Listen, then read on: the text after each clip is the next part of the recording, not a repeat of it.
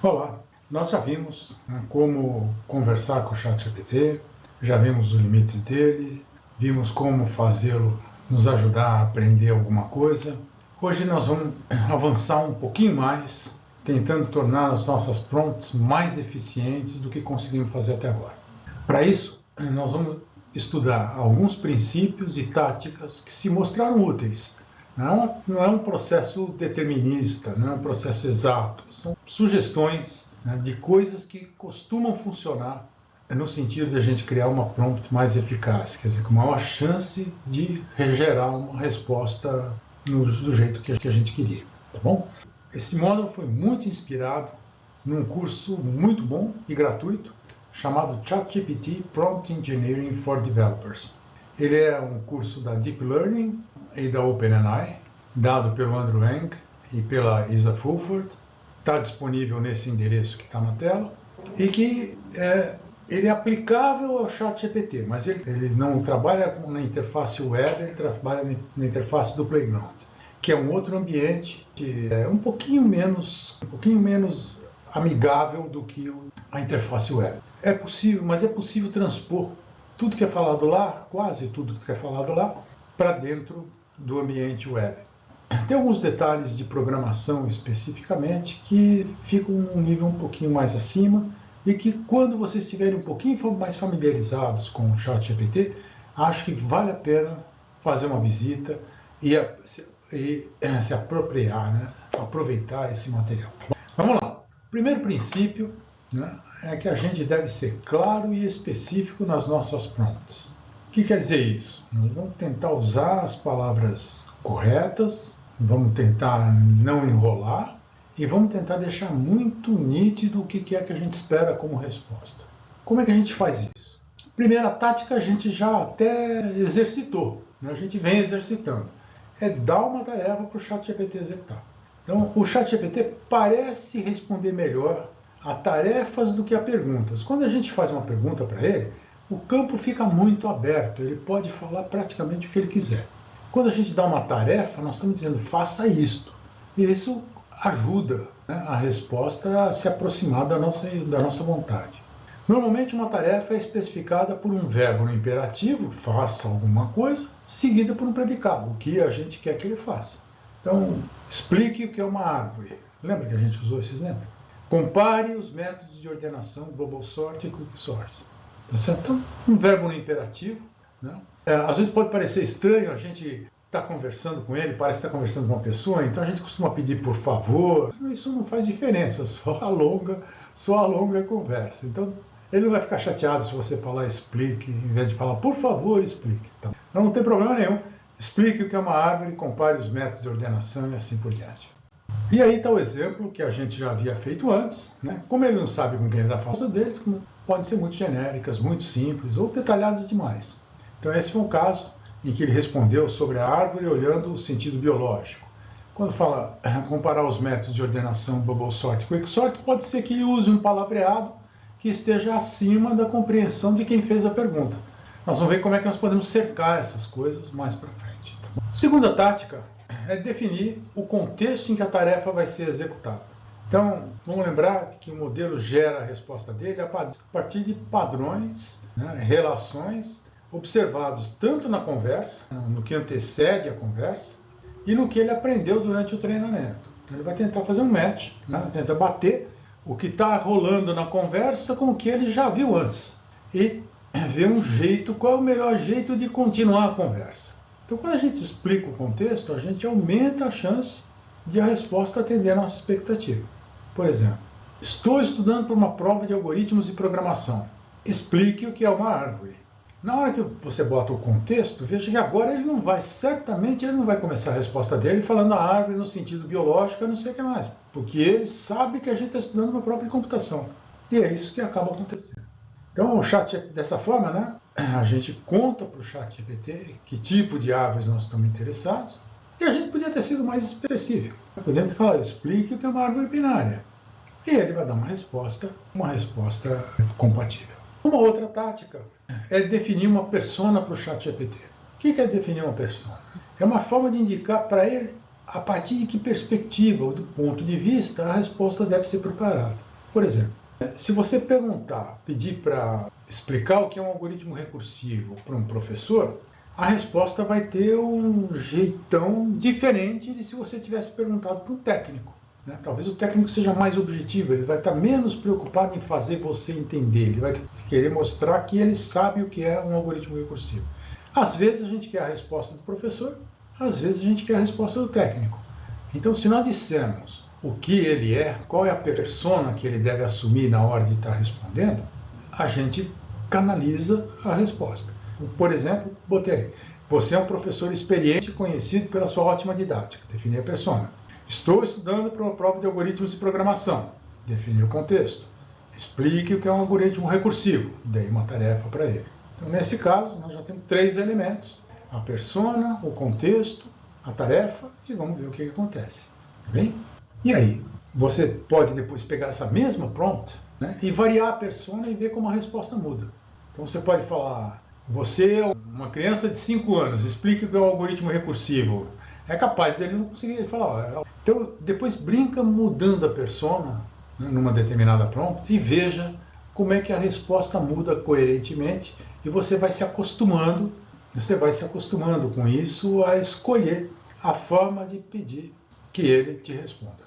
Outro aspecto importante é definir o público-alvo. Então, definir ou delimitar o público-alvo, quando a gente faz isso, nós estamos dando uma ideia do nível de complexidade, o tipo de linguagem que a resposta deve ter.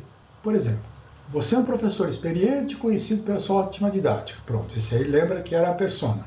Estou cursando o ensino médio. Defini o público-alvo. Eu quero que você fale comigo e eu sou um aluno do ensino médio. E estudando para uma prova de algoritmos de programação, definir um contexto. Explique o que é um algoritmo recursivo. Então, podia ter posto, explique o que é uma árvore. Eles sabem que é uma prova de programação, então ele não vai falar da árvore biológica. Eu sou um aluno do ensino médio, então ele não vai dar uma aula para um sujeito que está fazendo mestrado. E ele é um professor, ele vai explicar para mim, né, o que é um algoritmo recursivo de uma maneira mais clara possível, que forceia o aspecto didático. Se você variar o público-alvo, você falar, estou cursando o 1º grau, agora é o ensino fundamental, ele certamente vai usar uma linguagem mais simples. Se você falar, estou fazendo uma pós-graduação em computação, ele provavelmente vai dar uma explicação num nível mais aprofundado, mais elevado. Então, também tem um exemplinho aqui, né? E, de novo, a recomendação para vocês. Para o vídeo, brinca com a prompt, certo? Varia o público-alvo, veja como a resposta muda, brinca com combinações, persona, público-alvo, e veja o que altera. Né? E com isso vocês vão ganhando familiaridade e vão ganhando intimidade com a ferramenta, e vendo como é que você explora os ângulos que são mais relevantes na hora que você quer uma resposta. Uma outra tática importante é definir o formato e o tamanho da resposta. Isso aqui é particularmente útil quando a gente está usando o ChatGPT colaborativamente, ele está nos ajudando a compor um certo texto, por exemplo. Nós estamos precisando de um parágrafo. Tem um questionário para responder, ou pode ser que eu tenha imaginado uma questão que pode cair na minha prova de amanhã. Então, suponha que você tenha sonhado que amanhã o professor vai perguntar o que é um algoritmo recursivo. Se pedir para ele explicar o que é algoritmo recursivo de maneira aberta, é capaz de ele escrever uma página. E amanhã você não vai ter um espaço para escrever uma página na prova. Então, vamos formular uma prompt que produza uma coisa que a gente possa entender, sintética, que a gente possa depois usar. Então, você é um professor experiente, conhecido pela sua ótima didática. De novo, lembra a persona. Estou cursando o ensino médio, defini o público-alvo. Estudando para uma prova de algoritmos de programação, defini o contexto. Explique em um parágrafo o que é um algoritmo recursivo. Você vai ver que o conceito de parágrafo dele é meio tolerante. Então veja que ele escreveu um paragrafão na resposta. Então nós podemos ter que falar, explique em até 50 palavras. Explique em até 3 linhas. Linha não faz muito sentido, porque como ele não tem noção do tamanho de página, tamanho de folha, então contar palavra é uma coisa mais razoável. Explique em até 50 palavras. Né? E dessa forma a gente regula a profundidade que o assunto vai ser tratado, né? E o volume de resposta que a gente vai obter. Em outras situações, A gente não quer um texto, a gente quer uma tabela, ou a gente pode querer uma lista. E dizendo para ele que formato que a gente está esperando, faz com que a resposta dele seja mais adequada possível ao ambiente em que a gente vai usar, tá bem? De novo, brinca com isso. Outra coisa que a gente pode fazer é definir o estilo e o tom da resposta. Outra vez, é importante quando a gente está transportando para um certo contexto. Então, por exemplo, estou escrevendo um e-mail, estou usando o ChatGPT para me ajudar a escrever um e-mail. Se esse e-mail for para um amigo meu, nós vamos usar um tom mais coloquial, um tom mais leve. Mas se for um e-mail para o meu chefe no serviço, eu vou ter que usar uma coisa mais formal, um tom mais respeitoso. E isso nós podemos pedir na resposta, para evitar que ele nos dê uma resposta que depois não possa ser encaixada no ambiente onde a gente quer usá-la de fato. Então, mesmo prompt de sempre. Você é um professor experiente, conhecido pela sua ótima didática. Lembra, isso aí é a persona. Estou cursando ensino médio. Defini o público-alvo. Estudando para uma prova de algoritmos e programação. Defini o contexto. Explique, dei uma tarefa. Em um parágrafo, dei o formato e o tamanho. Um parágrafo. Com estilo técnico e em tom informal, o que é um algoritmo recursivo. Então, você veja que aí todos os componentes que a gente mencionou até agora estão colocados, tá certo? E ele consegue, analisando essa prompt que nós estamos fornecendo para ele, ele consegue ter uma ideia de que resposta que nós estamos esperando. E provavelmente a resposta dele está mais próxima do que a gente gostaria. De novo, né? Você veja que o conceito dele de parágrafo é um conceito não comedido, né? Ele tem uma tolerância ao tamanho do parágrafo razoável.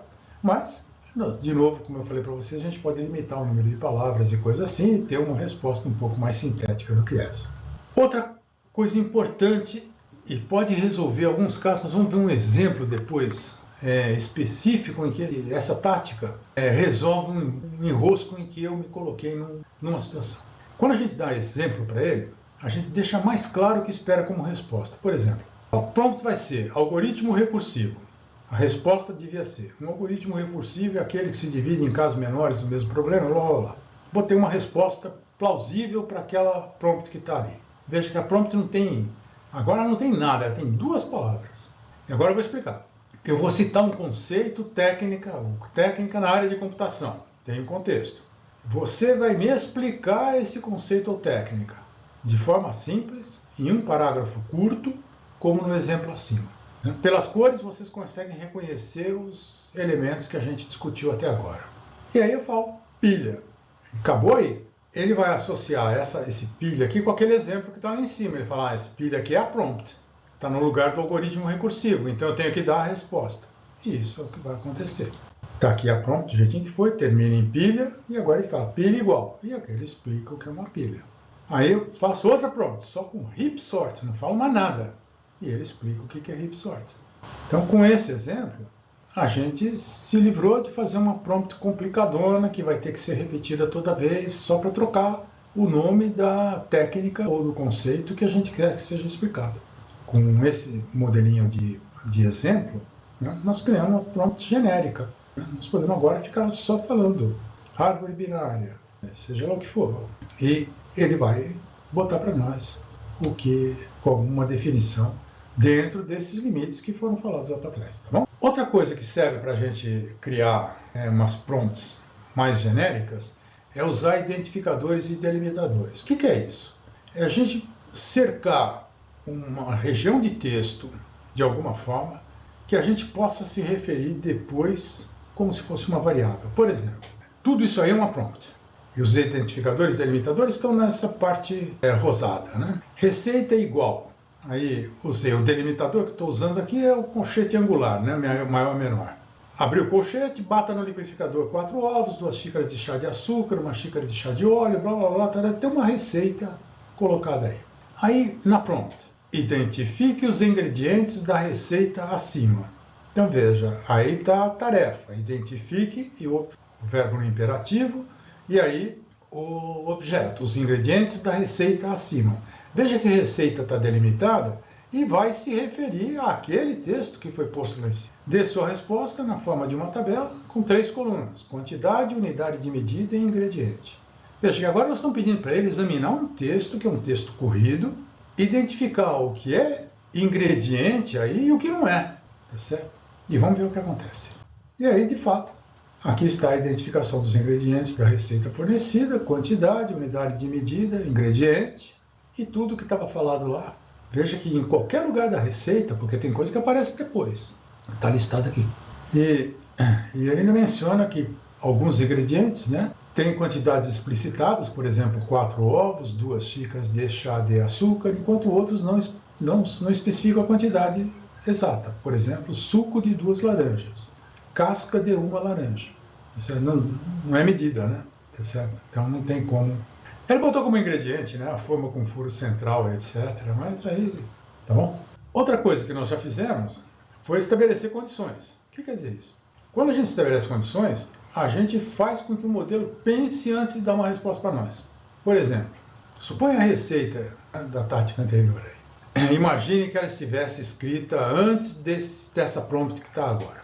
Se a receita contiver uma sequência de instruções, reescreva essas instruções no seguinte formato: passo 1, passo 2, passo N.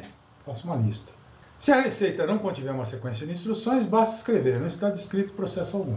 Então agora eu botei uma condição, né? Ele não pode sair escrevendo passo 1, passo 2, passo N. Ele primeiro tem que olhar se ele consegue reconhecer uma sequência de instruções no texto. Se reconhecer, então ele faz isso. Se ele não reconhecer, ele dá uma saída diferente. E aqui está. Está a receita, está a prompt do jeito que a gente falou, passo 1, passo 2, passo N, tá certo?